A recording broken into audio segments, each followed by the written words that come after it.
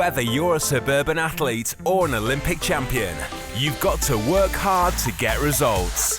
We've put over 15 years' experience into developing Active Man, combining vitamins, minerals and proteins. Active Man helps provide you with the nutrients you need to optimize performance and assist recovery. Discover the Active Man range, now available. Active Man, power up. Welcome to this week's Power Progress podcast, and this week I have an amazing keynote speaker, and that is Paul Mort. Let's just go through all these because this is really important. He's a UK Masterclass 2 years running. He's also a mindset coach, which I'll let you go into a bit more depth with that one, and also the amazing book, what I've listened to recently, Paul Mort Will Save Your Life. How you doing, mate? You good? Yeah, I'm excited. I'm buzzing to get this show on the road. I'm excited to be talking with you, so thank you for having me, man.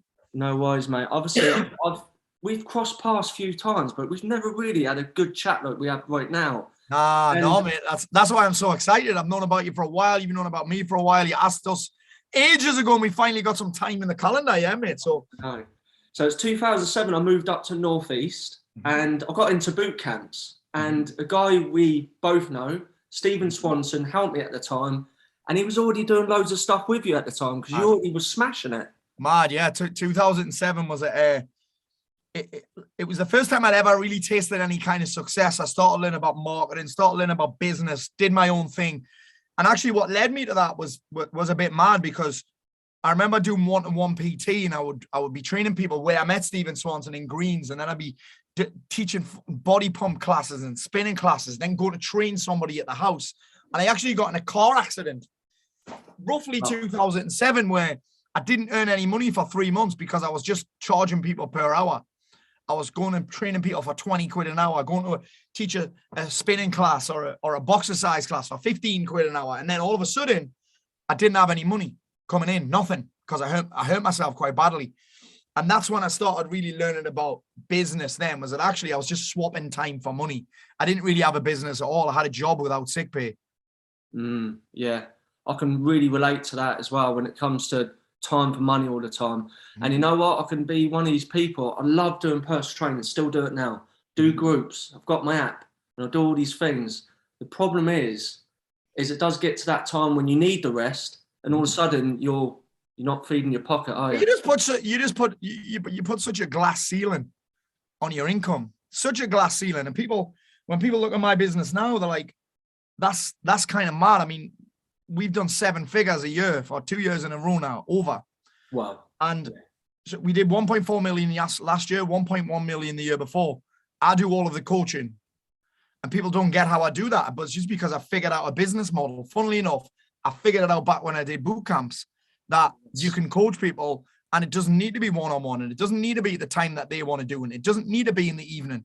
You've just got to put together an offer that's world class. We've ended up on business already, mate, but that's kind of, and I learned that from doing boot camps back then, that actually if I just swap one-to-one time for an hour, it's not a good business model for me. And the only way to win with that is if you start hiring loads of people to do the coaching for you. But then you've got the problem that people don't want anybody else. Yeah. They want you. So it was a strange conundrum that I really, back then, 2007, like I say, I learned a lot from that period of being injured, being hurt, not having the opportunity, because I really used to just pick up footfall. Like I'd go into gyms and teach a spinning class, and people would enjoy the spinning class, and then they'd ask me about one-on-one training. And that's how I built it. And suddenly I wasn't in those gyms anymore, and suddenly I wasn't earning any money. So I think, and this is when I think humans do best, actually, when we're up against it. Yeah. Like that's when we tend to come through. When we put ourselves on the line, we come through. And that was a period of my life where I had no option but to figure it out, because there was no way I was going back to live with my mum. That was the only other option I had. I'm going to have to go back and live with my mum. She wouldn't have me. But, and that was that. And that was also the first time when I started seeing success in my life. And that also eventually led to my downfall, if you like. Yeah. Funny enough, the title, what I wanted to go into, was Unlocking the Key to Reinventing Yourself. Because obviously I knew you as this top fitness pro, which obviously was educating lots of us. And all of a sudden I saw you pop up later as almost like a mindset coach. You know, I think you described it, I think I actually wrote it down. You work with people to get their shit together, as it were. It almost seemed from myself, from the outside, you almost have reinvented yourself. I had to, mate. I was ready to kill myself. So I'd tasted that success and I didn't know how to handle it because no one in my family, mate, no one in my family self-employed. There's no entrepreneurs in my family. My mum worked in Asda. My dad worked in the same factory for like 35 years. So I didn't know what to do with this. And it was kind of like, I would fast forward a few years from there. I started tasting success and then I started getting a taste for, I didn't know how to deal with it. I didn't know how to switch off from business. I didn't know how to dial out. I didn't know how to handle the money. I didn't know how to handle the pressure that I created on myself. So I started drinking. I started sniffing coke. I started partying hard just to kind of feel better. And then eventually that led to, the only way I can describe it, fast forward to 2014, I'm 5 stone overweight. I've been diagnosed bipolar. I'm suicidal. And I built this life that from the outside, at this point in my life, I'm living in Marbella with 2 kids, hot wife, 4-bedroom villa with a private pool, more money than I know what to do with. But inside, I've got nothing. It's kind of like I sacrificed. Basically, the life that I'd built felt nothing like I thought it would when I set out as a personal trainer. It felt nothing like I thought it would, nothing like it. So when we set these goals and these dreams, you think, oh, that's going to feel amazing when I eventually get there. And then I got there and I was like, is this it? I'd sacrificed everything to get there. I mean, I said there, I sacrificed my physical health. I sacrificed friendships. I sacrificed my mental health. And I almost sacrificed my marriage. And then ultimately almost sacrificed my life just to be successful. And then, like I said, when I got there, it didn't feel anything like I thought it would. It just shows, doesn't it? It's amazing how someone could seem like they've got everything, but yet you're probably missing a part of you, aren't you, in a way? Well, it's kind of like the other way I would describe it is I think my biggest challenge back then was I hit it and I kind of stopped. Like I just had no sense of purpose. It's like I got to that end point and I was like, well, where now? I've done everything that I set out to do.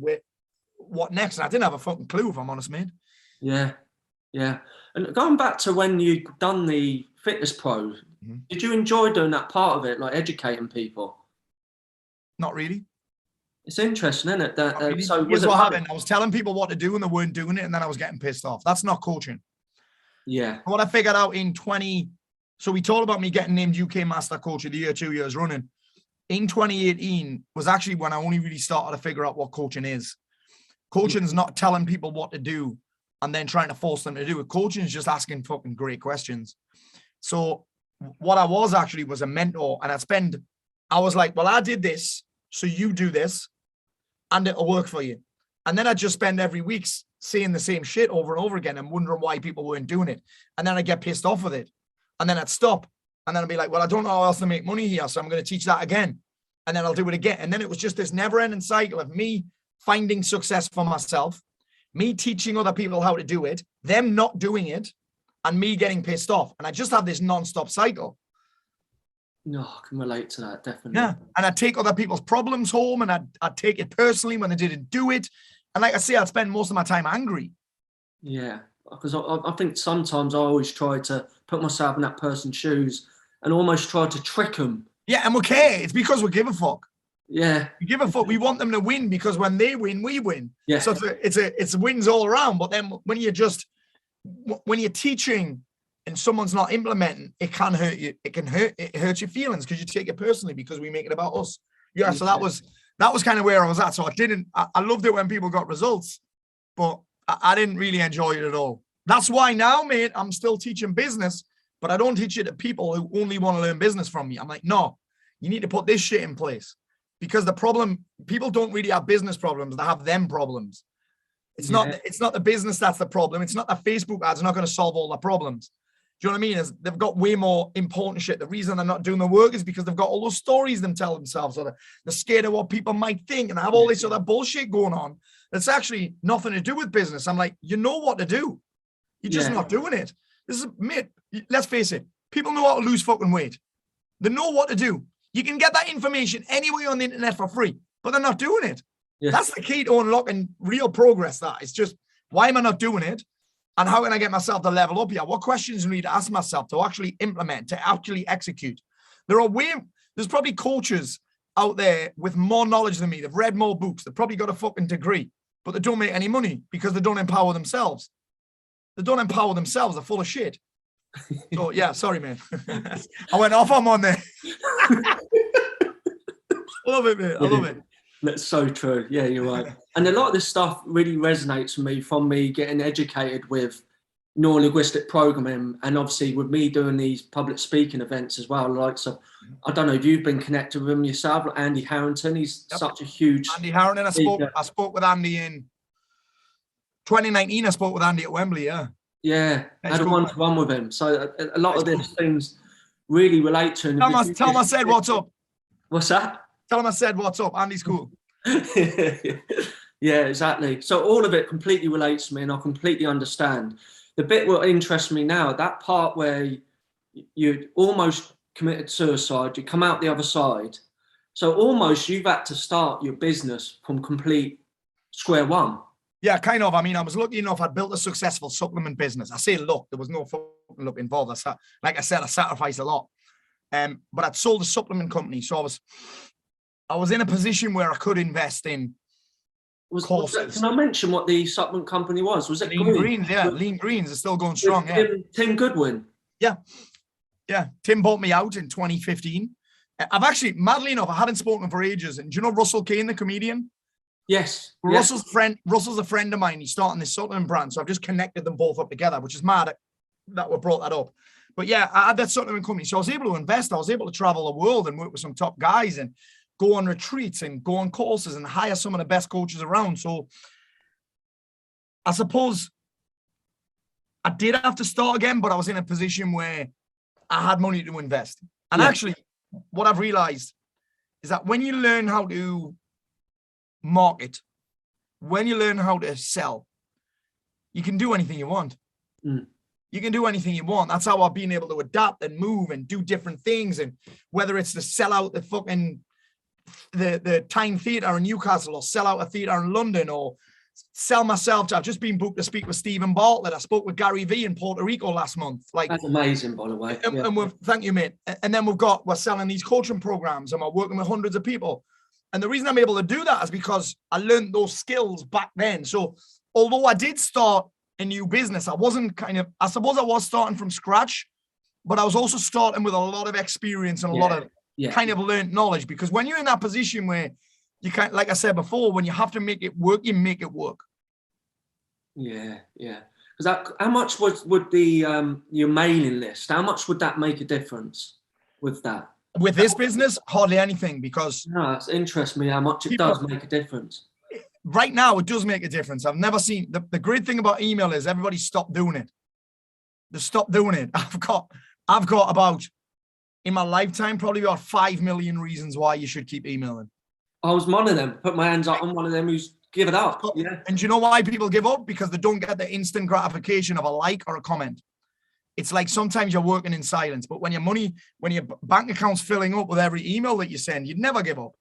It's mad that people stop doing it because we don't get likes, because we can't see what's happening on the other side. We can't see what's happening on the other side. So when I said that we've done all that money inside of coaching, helping thousands of people, hundreds of thousands of people, emails right at the forefront. And, but starting this business, I didn't really have any email addresses, because you've got to consider when someone gives you their email address, they give you it because you give them something in exchange for solving a problem. Nobody was on my email list because they had a mindset problem. People signed up. People that were on my email list wanted me to coach them on business, and I wasn't doing that. So that email list was kind of irrelevant. Can you see? Yeah. That email list was kind of irrelevant. There was no one on that email list that signed up because I was going to be starting a mindset coaching program. No one. So in that element, I actually did have to start again. Yeah. I actually give up my main list. I think loads of people do. The GDPR.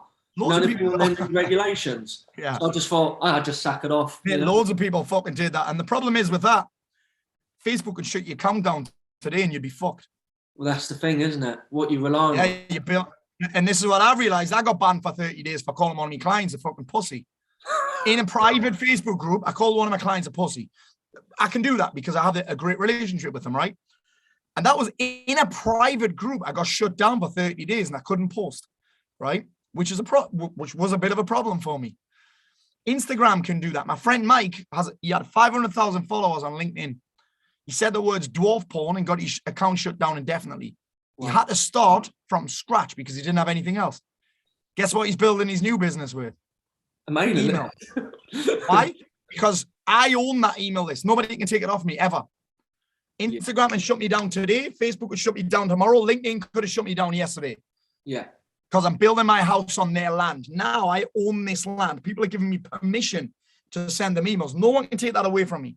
Not even right now we're using Infusionsoft. Infusionsoft can't even take that away from me. It's illegal. I guess that's one of the things when we talk about mindset is they talk about do things what you can control, and don't dwell on things what you can't control. And it's a bit like this in the mailing list. You've got a lot more control of it, and that's just kind of. I can say whatever the fuck I want. I can say what I want. I can mail what I want. I can send an email when I want to. No, sure, I can get people unsubscribing and that, but that's fine. But the other stuff it's like, and by the way, I still use those platforms massively use those platforms because that's where the people are.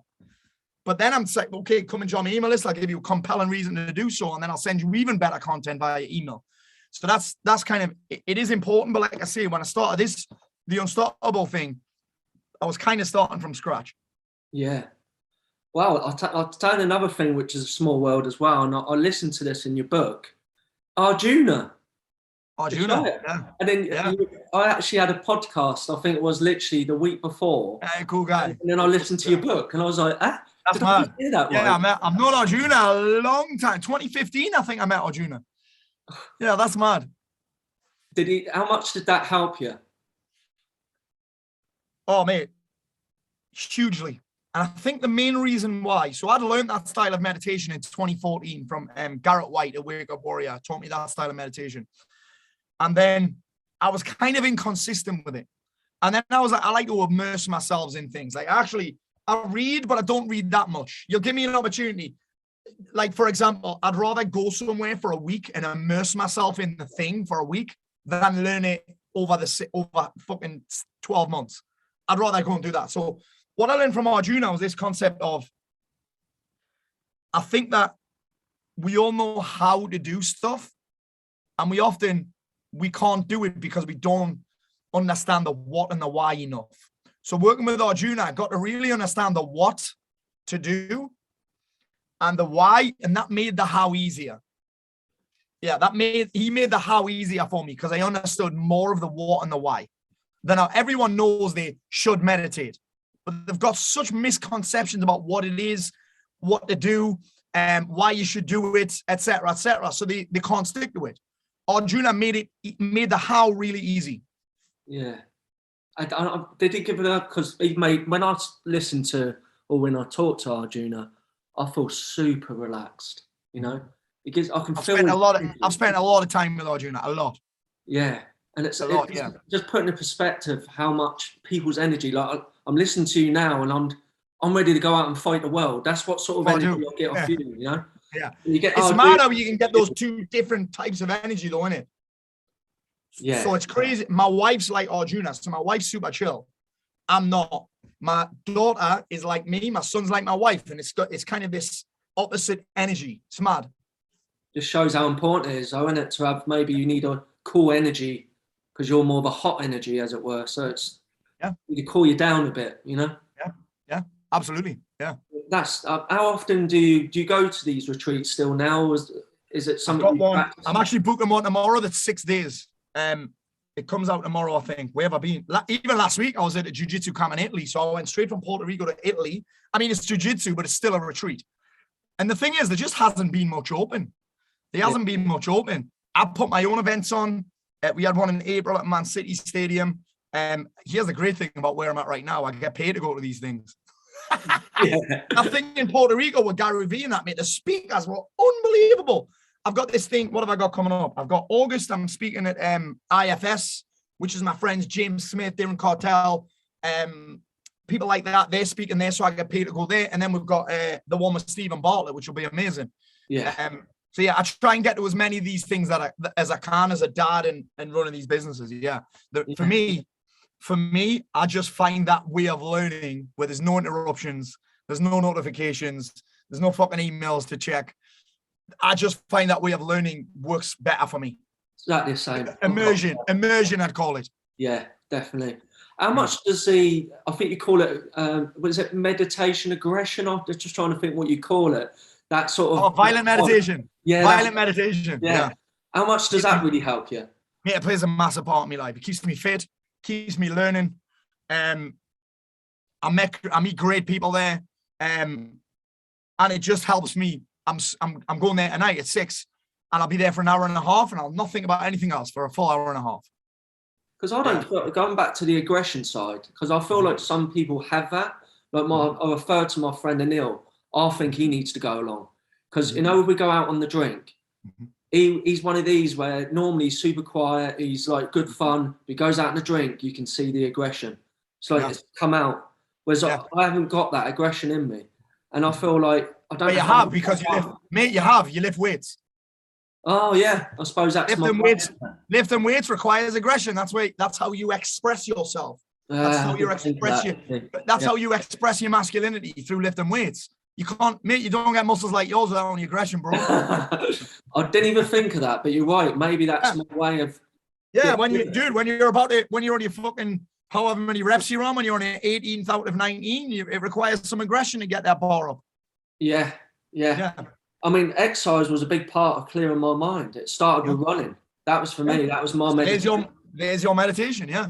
Yeah, and then obviously it went into the gym floor and obviously doing weights. That's my way of just letting my mind run free, if you like, you know? You know what's mad? Like, I think everyone has a different version of this. Like, I don't get fascinated by picking things up and putting them back down again. My wife loves it. But I think this is one of the keys. So I said I lost 5 stone and kept it off before, right? And everyone's like, what did you do? I'm like, it doesn't really matter what I did, because you might not like it. Yeah. And the reason that people can't stick to and the reason people talk about motivation, you only need motivation to do shit that you don't like. So stop building plans all the time around doing shit you don't like. Yeah. Like, sometimes you have to eat shit, right? Sometimes you have to eat shit. But if I'm setting goals and I'm looking at building out my plans and my strategy, why would I fill it full of things that I fucking hate doing? Like, that's it. That's setting yourself up to lose. So I'm like, well, I did it by finding the type of exercise that I love, right? Which is jujitsu, throwing men around rather than weights, right? Actually, I say that. I get fucking blitzed every time I train. I'm literally, my clothes are getting folded up with me still in them. That's how I describe jujitsu, right? So I found a type of exercise that I love that doesn't require willpower and doesn't require motivation. I get excited about going. If I was ill and injured, I would still go, right? I would still go. So that's one of the keys. And the second one was just, I found a type of eating that doesn't require it requires some discipline, but it doesn't require loads of sacrifice. So for me, that's the other reason why I love jiu-jitsu so much. Yeah. One more thing I want to cover, and this is because I'm sort of getting into it myself. Obviously, I'm going to be a father eventually. Yeah. Obviously, I know you've got, is it 2 children? Two kids, 11 and 8. How much does that make a difference in terms of your purpose? Yeah, dude, it makes quite a big difference, because in fact, I'm going to say it, you're a different person when you become a dad. Your life changes 180. And anyone that doesn't change with that change, they're the ones that end up fucked. That was me at first. I was like, fuck, I didn't change. So for a woman, the life changes completely, right? Yeah. Completely. But men, we try and kind of keep things that I've seen this so many times with thousands. I've probably coached about 4,000 men. And through that time, I've seen all of this happen again. A man, he thinks his life is going to be the same, and then he gets caught in this.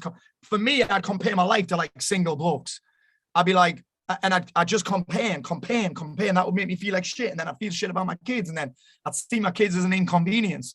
So in terms of purpose, then we can get caught up in the trap of, well, everything I do is for them. I'm like, yeah, but dude, they never fucking see you. My kids don't really give a shit how much money I earn. They don't care.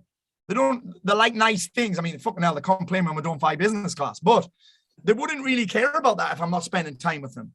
I'm in a place right now where I suppose I'm lucky enough, but my kids come to my talk. They're in my live show. We've got this London gig on the 1st of July. About 800 people there. We had 1,000 in Newcastle in October. I saw that. Yeah. And the kids are in the show. They came to Puerto Rico with me. They got to meet, hang out with Gary Vee and people like that. That's cool. But it does completely change where you're going. It does completely change where you're going, because now we say it gives you a greater sense of purpose and keeps you motivated, but you can also create a lot of pressure for yourself around that. Do you know what I mean? You can create a lot of pressure for yourself around this. So being a dad's like it's a very delicate balance. It's a dance. It's a real dance of balance. And I think that one of the questions I get asked most often, particularly on Instagram, is how do you have this work-life balance? And I'm like, well, that's different for everybody. Like, yes. Yeah. It's like the way I look at work-life balance is it's like a jigsaw, right? And all the pieces of the jigsaw are like hours of time and slots of time and people and tasks, right? And we're trying to create work-life balance, but with a jigsaw, people, I say to people, what's the most important part of a jigsaw? And they're like, oh, the corners. I'm like, nope. They're like the edges. I'm like, nope. The most important part of a jigsaw is the cover, the picture that's on the box. Trying to build a jigsaw when you don't know what it's supposed to look like, you're fucked. Same with work-life balance. People are trying to create it, but they don't know what it looks like. So it's like going to you know this, mate. You'll see people go to the gym. They go to the gym and they'll be like, the people that have no plan, they tend to get nothing done. They'll do 10 minutes on the bike, 10 minutes on the rower, 10 minutes on the treadmill, 5 minutes on the fucking cross trainer. And then they wonder why they're not getting results. The same happens with work-life balance. We don't know what it looks like. We don't know whether we're winning or not. Yeah. There's so many elements to it as well. You could be winning on one thing and not on the other. You know, and you're trying to win a game where you don't know what if there's no way to keep score, you don't know what the score is. You can't win, so you constantly think you're losing. Yeah, well, that's a nice little summary in terms of that side. I've got all that to look forward to, but obviously, dude, it's a ride, mate. Do you know what's fun? You know what's mad about parenting? It's probably it's like the rewards go hand in hand with how challenging it is. Yeah, like it's one of the most challenging things you'll ever do, and also one of the most rewarding things you'll ever do. It's like they just go hand, and that's what tends to happen with challenge anyway. The challenge that you overcome, what happens at the end, or it tends to be the most rewarding, the hardest things. The goals that you hit and that are easy, you're like, meh. Yeah. But the goals that you hit that were fucking hard to get to the end and were challenging and you had to go through some shit, those are the ones that fill you with the most pride and the most joy. Yeah, I think what's even more interesting is things what you feel was really successful, what you've done recently, the kids would be like, meh. And probably something which you thought was nothing, they really appreciate. Yeah, they don't know who Gary Vee is.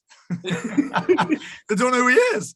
They don't know who he is. They're in a position now. It's quite a funny thing, because when I was a kid, we weren't poor, but we went on holiday once a year, but I never had any kind of luxury in that. My kids they've had all sorts handed to them, and it's quite a difficult, and it's funny, the Gary Vee thing, because he said, someone asked him a question which was like, how do you develop grit in your kids? And he said, stop giving them shit. And I'm sitting there having been fucking flown out to Puerto Rico, my family flown out with me, and I'm thinking, shit, yeah, I've got to start. It's a hard thing because you kind of want to work really hard to give them stuff, and then you're like, am I giving them too much? Are they spoiled? Do they not appreciate it? That's one of the other balances as well. Like, what do we do here? I mean, I remember listening to Alex Ferguson. He talks about how the power of the working class mindset, doesn't he? Yeah. It develops that grit, determination, the appreciation. Yeah. So we're not giving shit all the time. Yeah, when we're handed shit all the time, that just, you get that whole, and it's one thing I say all the time, this entitlement attitude. I've seen it with my friends, some friends who've been privileged. Yeah. They haven't got that extra bit more oomph, and I don't get it. I'm like, come on, you know? Yeah. Hey, you just see this whole entitlement. I'll get a message off someone at 1 o'clock on a Saturday morning, and then I have this auto thing set up, and then someone loses their shit. I'm like, you think you're entitled for me to message you back at fucking 1 o'clock on a Saturday morning? Yeah. And now you're losing your shit with me. We had a guy in a Zoom the other week, right? We had this, last Wednesday, I had this big Zoom thing. It was a masterclass. We had a lot of people on it. This one guy started typing in loads of shit. Like, this is fake. This is bullshit. This is pre-recorded. Started really attacking me. So I seen the comment and I stopped. And I said his name. And I said, it's fake, is it? Fuck you. And I threw him off. And then he said, really aggressive, giving me loads of shit. And I threw him off. And then he started kicking off saying, well, you're not a very good life coach. Like, people need your help and you're throwing them off Zooms. I'm like, mate, you just fucking slated me in front of all these people and you want me to help you? Fuck me. It's mad. Yeah. The world's there. Yeah. It's an interesting place right now. Yeah. Oh, mate, I could talk to you all day, to be honest. Yeah, well, let's go. Let's go.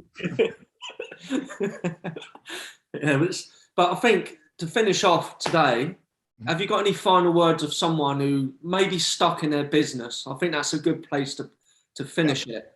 The only reason we can be stuck is because, well, two things. One, we don't know where we're heading. And two, we don't know how to get there, right? So for me, if someone's stuck in a business, the fastest way to get out of that is to work with someone that's already where you want to go. But you got to know where you want to go. Someone said to me the other day, in fact, it's a guy that I work with, Paul, and he said to me, how do I get to that next level? How do I get to that next level? How do I grow my business? I'm like, well, how would you know you're at the next level? Like, what is the next level? How would you know you're growing? And he didn't even have a target. And if you can't hit a target if you can't see it. And I think the biggest challenge for a lot of people, and if I don't know where I'm going, if I don't know where I'm headed, it's like getting in a taxi, the taxi driver saying, where do you want to go? And you saying, not here. That's what most people do with their life. They know what they don't want, but in fact, I'm convinced that everybody does know what they want. They just let their stories and shit get in the way of that. They get stuck in a how-to. And again, the same happens in business. How do I do this? I'm like, well, the how doesn't matter. You got to get clear on the what first. What do you want? How would you know you're making progress? If we're having this conversation 6 months from today, what would have to have happened for you to be happy with your progress? Unless you know that, it doesn't matter. The how doesn't matter unless you know that. And it's it's one of the biggest things that I see with people that feel stuck is they don't know where they're going. All they have to do is lift their fucking head up. And it's kind of like they're wandering through life. You've got to have that animal to hunt. You've got to have some kind of mission. You got to have forward momentum. You got to have a vision of the future that compels you. People that are lost and that are stuck are going around in fucking circles. Yeah. You know what I'm saying? Again, it's like that whole, imagine getting in your car and kind of guessing where you were going. That's what people are doing when they're stuck. They're getting in their car and guessing where they're going. But then you've got to have the second part. Like, it's okay putting the destination in the sat nav, but then if you turn it off again and you don't listen to the instructions and you don't check in that you're on the right track, you're on the right path, then guess where you're going to end up? Fucking square one, because that's the only place you know how to get to, really. You end up back home. So this is a very simple thing, is that most people, I think in business, when they're stuck, they're kind of flying by the seat of their pants. There's no real plan. There's no real strategy. There's no real system. They're just like, how do I get the next deal over the line? How do I get the next client? Which isn't a bad question, but there's no forward vision. The reason we've grown so much these last, I'd say since 2019, one of the biggest reasons we've grown so much in that time is because we actually put together some kind of plan and strategy and stuck to it and knew what to say no to. That's why we've taken so long to get me on a podcast, because I had to have a period where I had to say no to shit. I can't, because we had a plan. Yeah. It's like, John, it's like when, again, like we said at the start, if we give someone a plan and they don't stick to it, they're not going to get results. And that's the same with us in business. We're handing out all these plans and then complaining that people aren't sticking to them. But then either A, we don't have a plan, and B, we're not sticking to it. We're just doing random shit, editing videos and shit. Yeah. Hiding behind shit that doesn't matter. Yeah. I think another kind of little business tip to throw in, that I decided when I started really making plans in my business, again, probably 2018, 2019, we jumped from, and again, someone will attack me on these numbers, but I jumped from 80 grand to 300 grand and then 300 grand to 1.1 million, right? In 3 years. Yeah. And one of the biggest things in there is nothing to do with marketing or selling, is that I decided that in my business, I wasn't going to do shit that I hated doing anymore. I'd already done that. I didn't get into business to do shit that I hate. Yeah. I didn't get into business. I really relate to that, actually. I didn't get into business to do fucking payrolls. Yeah. I didn't get into business to do my own accounts. I didn't get into business to fucking edit shit. That's not my game, that.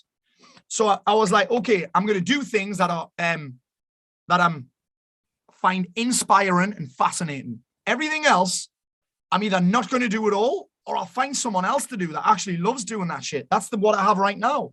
All I do all day is talk. I write an email. It takes me about 7 minutes every morning. I still do that. And then I talk all day. I don't do any of the other shit. None of it. Do what you love. Do what you love. More importantly, what you're great at. You know, that's it. That's my unique ability. If you're not a talker and if you're a writer, don't try and do videos because someone says you have to. Yeah. If you're a writer, don't fuck around on TikTok. Right? Do you know what I'm saying? And I think this is such an important thing because that means I don't need motivation in the mornings. I don't need willpower to go to work. I don't need reminded to do what I do. I don't need accountability to do. I don't need any of that because I'm doing shit that I'm fascinated and that I'm motivated and inspired by naturally. Yeah. Yeah. Do you know what I mean? It's like when people talk to me about procrastination, I really struggle to answer it because I only procrastinate on things that I don't value. Yeah. There's some things that I have to do. So for example, the thing that I hate doing the most is creating PowerPoint slides. I hate it. Yeah. I hate it with a passion. That's the only thing that I procrastinate on. So then I'm just like, I'll get locked in a room and they'll not let me out. My team will not let me out until I've done the slides. But everything else, I'm like, I'm not going to procrastinate. I'm not going to overthink it. I don't need incentivized. I don't need accountability. I don't need motivated. I don't need reminded because I haven't built a life to do shit that I hate all the time. Yeah. Wow. And here's what I get back to that. Well, it's all right for you. I'm like, yeah, because the thing is, the people who are like, oh, well, I can't afford to get somebody to do that. I'm like, that's exactly why you need to do it. Because you're spending your time trying to learn how to do your own Facebook ads. You're spending loads of time doing that, which means you're not getting paid to get somebody else to pay somebody else to do that. It's a mad, again, that's a funny little dance as well. I was just about to say that as well. Even relating to household stuff. Yeah. I will value my time that I'd rather get someone in to do the stuff what I hate to do. Yep. So like the garden, get professional in to do the garden. We had madly enough last Tuesday, a housekeeper started at our house. Yeah. Every day. As soon as we leave the house at 9 a.m., she's in the house. Yeah. It's mad. She's really good as well. Yeah. But Take again, it's a mad hire that. We'll pay someone to do our Facebook ads, but we won't pay someone to fucking empty the dishwasher. Yeah. Do you know what I'm saying? Like, well, it's mad. It's mad that, and you got to consider as well. It took me a long time to figure that out. Yeah. We've had cleaners, we've had all that other stuff, but we've never had someone who come in every day and just fucking tidy your shit. And my wife's full time in the business as well, so it didn't make sense to hire somebody else for the. We're actually interviewing somebody tomorrow for that job, but we didn't make sense to hire somebody else for the office to take stuff off our hands that we actually like doing. Yeah. There's one more thing actually, because it's just come to my head when we talk about things you don't like. Mm-hmm. So what my sort of strategy is, new things, I'm going to be honest, you don't naturally like to do. No. So I do feel you have to try it. Yeah, first. I agree. You know if you like it or not. Yeah, I do too. And we tend to also not like things that we're not very good at. Yeah, exactly. Yeah. But also, is it that we're not very good at them because we haven't done them before? Yeah. I'm like, of course it's hard to do that. Yeah, it's like thinking, oh, well, do you know what? I'll start jiu-jitsu when I get my black belt. Yeah. You get fucking smashed all the time. Yeah. Yeah, I agree 100% with the new stuff. But then it's like, okay, well, when do I delegate this? When do I get somebody else to do it? When do I stop doing it? Mm. Yeah, that's another delicate little dance. Like, how do I know when to do this? How do I know when to give up? How do I know when to quit? Because you get. Do I hate it because I'm shit at it, or do I hate it just because I find it boring? Some people just so stuck in a way, everything they're not sure of, they don't like. Yeah. So you have to try things to a point, even if you don't like them, and then that's when whether you like it or not. I agree, mate. I think people get caught up in this whole, and I see it all the time on my socials when people are like, "Oh, I just need more self-belief. I need more confidence." I'm like, you don't get the confidence until after you've done it.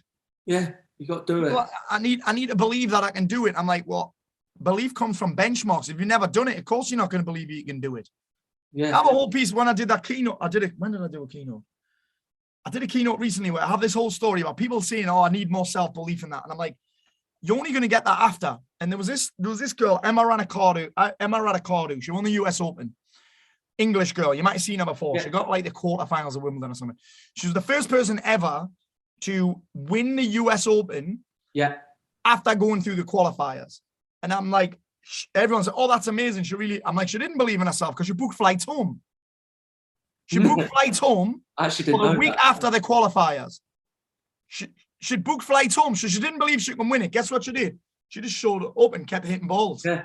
She just kept showing up. She just kept turning up. Doing what she loves. Yeah. Doing what she loves and just keep hitting the ball back. And she won the US Open. Yeah. She didn't believe in herself. She just showed up. Yeah. And then, like you said, she started believing in herself because she kept winning and getting better. Yeah. And she did it for the love of hitting balls. Good way to finish it, mate. She did it because she loved tennis. She just showed up anyway, regardless of whether she thought she could win or not. She loves playing tennis. Yeah. You know what I'm saying? It's like a dog, right? You see these dogs, you know when you go to the greyhound racing, right? Dogs never catch the rabbit. They're not supposed to. But guess what? They don't even care if they win. Dogs are just buzzing that they got to chase the rabbit for a bit. Watch them. Watch greyhounds at the end of a race, right? They're all fucking delighted with themselves because they got to chase the rabbit. I think we should treat our lives like that. We should be like, fuck whether we get the rabbit or not. Let's just fucking enjoy that race. Like, people just give up on themselves because they don't think they can win. You fucking love the race.